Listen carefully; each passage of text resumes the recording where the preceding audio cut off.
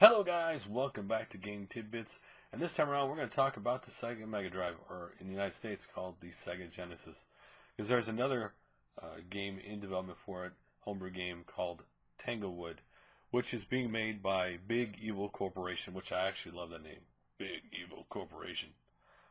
Basically, they put out a teaser trailer for this game, and I've said basically this is a new and original platforming title for obviously this Mega Drive / Genesis, which lends inspirations from games like Limbo, Abe's Odyssey, Flashback, and Another World. They're going for like a dark, moody game that follows the life of a creature who has gotten lost after dark, a dangerous thing to do in Tanglewood's world, and a struggle to get back home safely. That's kind of the premise of the game. Now, this game features basically, for a lot of people who know what the era, 2D platforming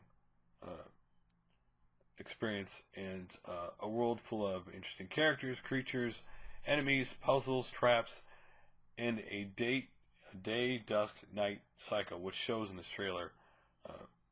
Now, the main first character in the game is called basically Nym, N-Y-M-M.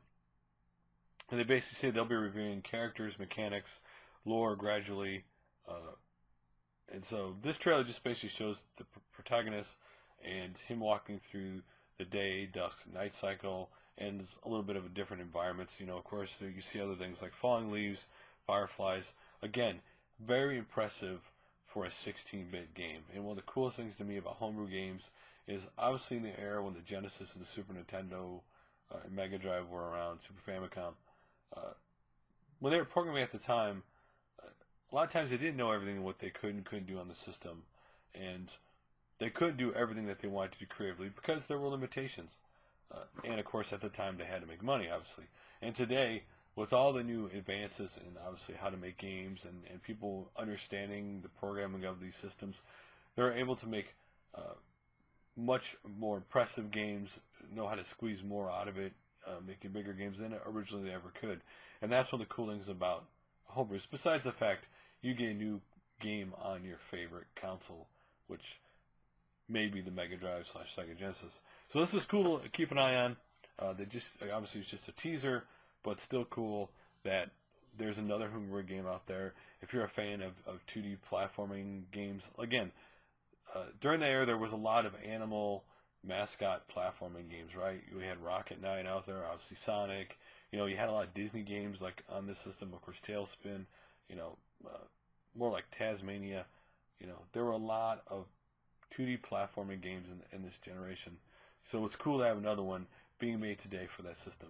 So what do you think about Tanglewood in development? Would it be something you want to keep on your radar, something you're interested in for the Mega Drive Genesis?